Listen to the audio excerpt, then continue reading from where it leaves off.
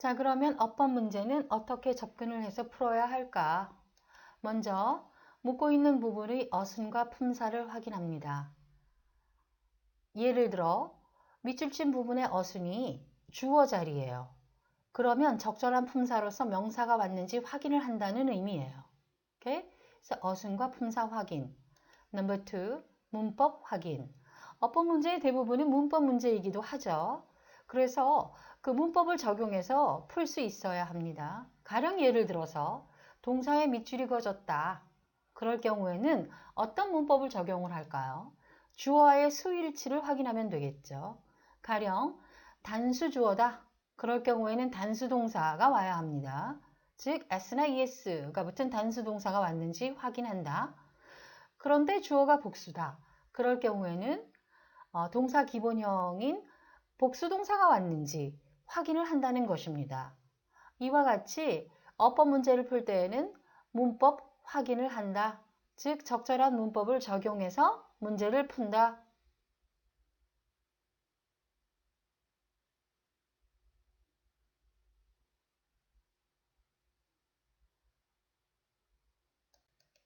어법 문제 접근법 3번 복잡한 문장은 동사 개수 확인. 여러분들이 문장이 복잡할 때 동사 개수 확인하는 것은 굉장히 중요해요. 왜냐하면 문장 구조가 명확해지기 때문이에요. 그래서 동사를 표시하자마자 주어나 목적어나 보어 같은 것들이 명확하게 드러나고 접속사 사용 여부까지 명확하게 드러나요. 그래서 동사 개수 확인은 굉장히 중요한 어법 문제 접근법입니다. 이때 잊지 말아야 할 것은 1주어 1동사 원칙, 즉 주어 하나당 동사 하나가 사용되어 있는지 확인하세요. 그런데 확인해 보니 동사 2개가 쓰였다. 그럴 경우에는 접속사를 확인하세요. 왜냐하면 영어 문장의 경우에는 접속사 없이 동사 2개가 절대로 사용되지 않습니다. 그런데 동사처럼 보이는 것이 2개가 있는데 접속사가 없다. 그럴 경우에 둘 중에 하나는 동사가 아닌 것이에요. 오케이? 그래서 문장이 복잡할 때 동사 개수 확인. 중요한 어법 문제 접근법입니다. 4번 의미 파악이 필요할 때도 있다. 즉 해석이 필요할 때도 있어요. 어법 문제는 기본적으로 구문이나 구조를 묻기 때문에 해석하지 않아도 문제를 풀 수가 있습니다. 그러나 해석이 반드시 필요할 때도 있어요. 가장 대표적인 문제 유형이 인칭 대명사를 묻는 문제예요. 즉 해석을 해야 이 인칭 대명사가 무엇을 지칭하는지 파악할 수 있어요. 오케이? 그래서 인칭 대명사 문제는 어법 문제는 해석이 필요하다. 자, 동사나 준동사의 태도 마찬가지로 해석을 해야 얘가 능동의 주체인지 수동의 대상인지 파악할 수 있어요. 그래서 동사나 준동사의 태를 묻는 문제도 의미 파악, 즉 해석이 필요하다. and, or 병렬 구조도 마찬가지.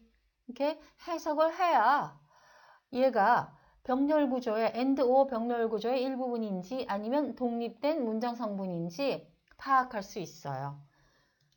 관계사도 마찬가지. 해석을 해야 선행사에 맞는 관계대명사가 왔는지 파악할 수 있어요. 오케이? 자, 이러한 어법 문제 접근법을 염두에 두고 우리가 문제를 풀어보도록 합시다.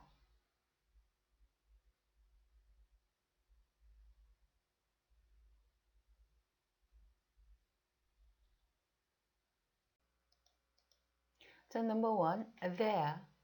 밑줄이 그어져 있습니다. 품사는 인칭대명사 소유격이고 어수는 명사인 method 앞에 잘 왔죠. 소유격은 항상 명사 앞에 사용이 되니까.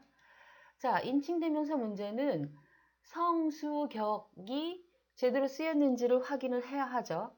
일단 격은 좋아요. 그렇죠? 소유격으로서 명사 앞에 잘 왔으니까 격은 좋다.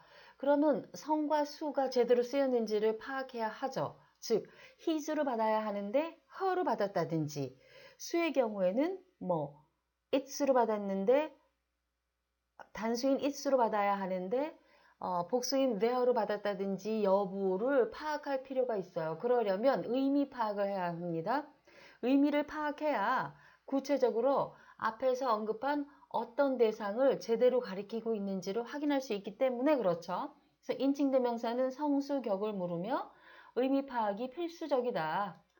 자, 그래서 의미를 보면 early astronomy가 초기 천문학이 provided information을 제공했는데 무엇에 관한 정보냐? About when to plant crops를 언제, 그러니까 crops를 심을 때 농작물을 심는 시기에 관한 정보를 주었다.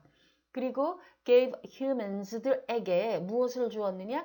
Their first formal method of recording the passage of time의 시간의 흐름을 기록하는 그들의 최초의 공식적인 방식. 시간 누가 기록합니까? 인간이 기록하겠죠? 그래서 그들의 최초의 공식적인 시간 기록의 최초의 공식적인 방식은 휴먼의 방식인 거죠. 그래서 의미 파악을 해보니까 there는 누굴 만든 거예요? 복수인 humans를 받는 소유격 인칭대명사라는 것을 알 수 있어요. 그래서 there라는 이 복수 적절하다.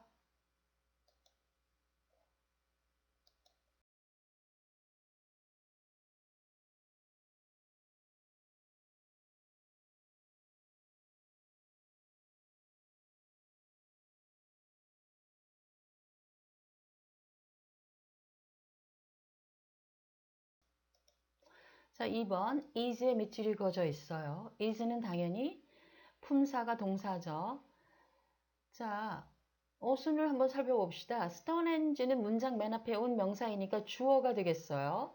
그리고 그 다음에 커마가 두 개가 있죠. 이렇게 커마가 두 개가 있다는 얘기는 얘는 수식어구라는 얘기예요. 삽입된 것으로서, 삽입구로서 수식어구다. 오케이? 그런데 하는 역할은 동격이다. 왜냐하면 스톤헨지하고 The 4,000 Year of Ring of Stones in Southern Britain하고 결국에는 같은 대상을 가리키는 것이기 때문에 그렇죠. 그래서 자, 이 수식어구를 가로에 집어넣으면 Stonehenge라는 주어 다음에 어순상 동사로서 is가 잘 왔어요. 동사 문제는 수가 맞았는지, 태가 맞았는지를 묻는 문제죠. 수능 영어에서는 거의 대부분 수를 묻는데 아무튼 동사라는 게 확인이 됐으면 얘가 수가 제대로 쓰였는지, 즉 단수동사인지 복수동사인지 그리고 능동태인지 수동태인지 여부를 판단을 해야 합니다. is 자체는 수동태가 될 수 없죠. 오케이? 타동사가 아니니까. 그러므로 수를 한번 보면 되겠어요. 그러니까 이 경우에는 수만 보면 되겠습니다. 자, stonehenge. 주어가 단수면 동사도 단수동사, 주어가 복수면 동사도 복수동사 이렇게 오는 거죠. 근데 stonehenge라는 주어는 단수이기 때문에 단수동사 is 제대로 쓰였다. 오케이? 자, 3번 where의 어법을 묻고 있어요. where는 의문사죠. 그리고 the sun rises는 주어 동사가 돼요. rises는 동사이고 동사 앞에 나온 명사는 주어죠. 그러므로 의문사 주어 동사에 어순이 왔어요. 이렇게 의문사가 그 어순이 의주동의 어순을 취하면 의문사의 품사는 접속사가 됩니다. 자, 만약에 where가 접속사라면 세 가지 용법으로 쓰여요. 명사절, 장소부사절, 관계부사절. 자, 명사절이 맞다면 이 where 명사절이 문장 내에서 명사가 하는 역할을 해야겠죠. 즉, 주목부의 역할을 하는지를 확인해 보면 되겠어요. 보니까 the great markers라는 주어가 와 있으므로 where절은 주어의 역할은 할 수 없어요. 그리고 to와 전치사 to와 전치사 on에도 어떻게 됐죠? 각각 그 전치사들의 목적어인 the spots하고 the horizon이 왔기 때문에 where절이 만약에 명사절이라면 이렇게 전치사의 목적어 역할도 할 수 없어요. 이미 그 목적어가 나와 있기 때문에. 그러므로 where절이 명사절이라면 이 문장 내에서는 할 수 있는 역할이 없다. 그러므로 where가 명사절이 아니다. 만약에 장소부사절인 경우에는 어떻게 될까? 봅시다. The Great Markers of Stonehenge의 그 Great Markers가 있는데 이것이 이 표식들이 point to the spots on the horizon의 지평선의 the spots 그 장소를 가리키는데 태양이 떠오르는 곳에서 그 수평선에서 말이 횡설수설하죠. 오케이? 그러므로 장소부사절일 경우에도 의미가 맞지 않으므로 부사절 용법은 부적절하다. 그러면 만약에 where가 관계부사절일 수도 있겠다. 자, 만약에 where가 관계부사절로 쓰인 것이라면 항상 완전한 문장을 이끌어요. 관계부사절은. 그래서 where절의 그 어순을 보면 where 다음에 the sun rises 주어 동사가 왔고 at the solstices and equinoxes라는 전명구가 왔어요. 그래서 완전한 일형식 문장을 취하고 있다. 오케이. 자, 그러면 어순상 관계부사절이 맞는지도 봐야 되겠죠? 보니까 만약에 where절이 관계부사절이라면 the spots는 장소 선행사가 되겠죠. 그리고 where는 그 선행사와 관계에 있는 관계부사절이 될 거예요.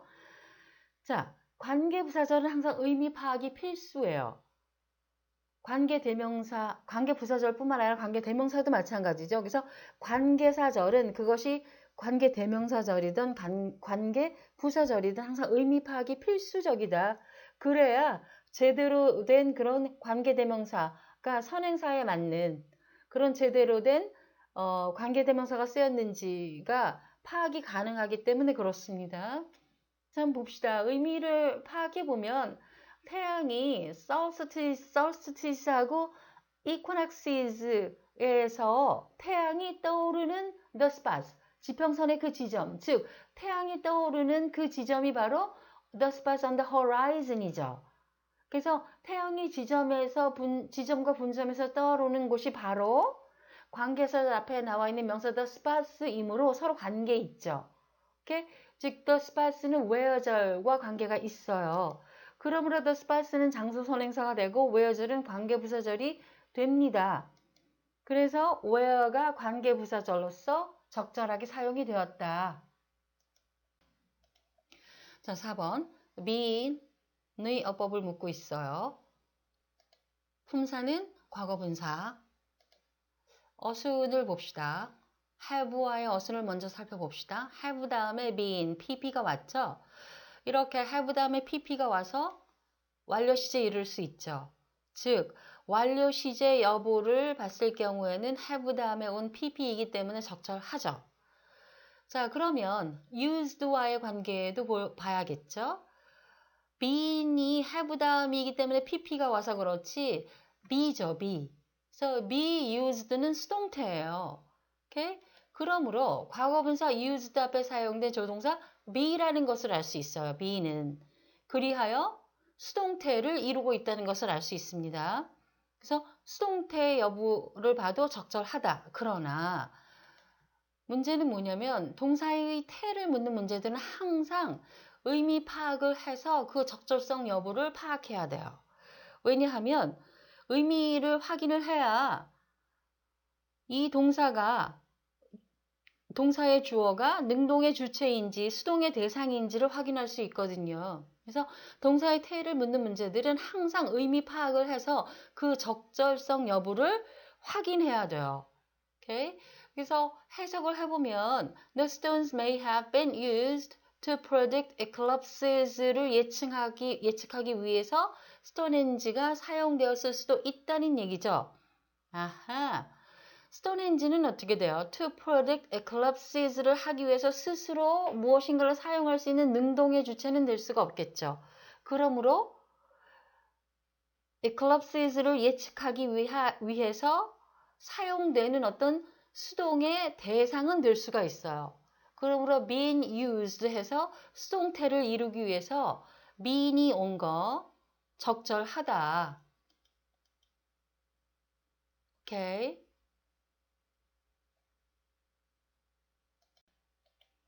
자, 5번 discovers의 밑줄이 그어져 있죠. discovers는 품사가 동사죠. 동사라고 판단하는 근거는 동사에는 시제, 수, 태가 표현이 돼요. 일단 시제, 현재죠. s가 붙었으니까 동사 원형에. 그리고 또한 동사 원형에 s가 붙었으니까 단수 동사죠. 수죠. 오케이. 그래서 품사가 동사예요. 어순을 봅시다. and 다음에 사용이 되었네. 이것은 and의 병렬 구조를 묻는 문제죠. and 병렬 구조는 항상 의미 파악이 필수적이다. 왜냐하면 의미를 확인을 해야 and가 적절한 대상을 연결하고 있는지가 파악이 돼요. 자, 그래서 의미 파악을 해보면 먼저 and가 동사를 연결하는 것이라면 두 개의 동사 bears하고 discovers 앞에 나와 있는 bears하고 discovers라는 두 개의 동사를 연결하는 거겠죠. 의미를 보니까 어때요? 주어인 existence가 담고 있고 그리고 스스로 in advance에 담긴 좀 더 깊은 의미를 스스로 이게 그 스톤헨지라는 자체가 스스로 발견합니까? 주체적으로 discover해요? 의미가 부적절하죠. 그러므로 and가 동사 discovers를 연결하는 것은 의미가 부자연스럽다. 자, 그래서 만약에 동사 discovers가 온 것이 부적절하다면 and가 두 개의 to 부정사를 연결할 수도 있다. 즉 앞에서 언급한 to see와 그리고 and를 to discover로 바꿔서 to see와 to discover 이렇게 연결한다고 볼 수도 있다. 그러면 to see, to 부정사는 왜 왔느냐? 앞에 ability 때문에 온 거예요. 볼 수 있는 능력, 오케이? ability 다음에는 to 부정사가 올 수 있죠. 그래서 to 부정사가 올 수 있는 대표적인 명사 가운데 하나가 ability입니다. 그래서 볼 수 있는 능력, 그리고 발견할 수 있는 능력, 뭐 이렇게 될 거예요. 그래서 and가 아까 discovers가 to 부정사가 되어서 and가 두 개의 to 부정사 to see와 to discover를 연결한다고 보면 결국 and는 ability를 수식하는 두 개의 to 부정사, 즉 to see와 to discover를 연결한다고 볼 수 있는 거죠. 자, 의미를 봅시다. to see 할 수 있는 인간 정신의 능력, 그리고 좀 더 깊은 의미를 발견할 수 있는 인간 정신의 능력. 그쵸? 의미가 맞아요. to see하고 to discover 하는 인간 정신의 능력. 의미 아주 적절하죠. 그래서 to discover가 오는 것이, to 부정사가 오는 것이 맥락상 더 적절하기 때문에 and가 동사 to discover를 연결하는 것은 부적절하다. 그래서 답은 5번. 자, 참고로 and가 to 부정사 두 개 이상을 연결할 때에는 and 다음에 to 부정사는 동사 원형이 와요. 그러므로 discovers는 to 부정사에서 to가 생략된 동사 원형 discover로 변경을 해야 한다. 참고로 이 스톤헨지에 관한 내용인데 지문이 스톤헨지가 뭐 그 천문학에서 갖고 있었던 어떤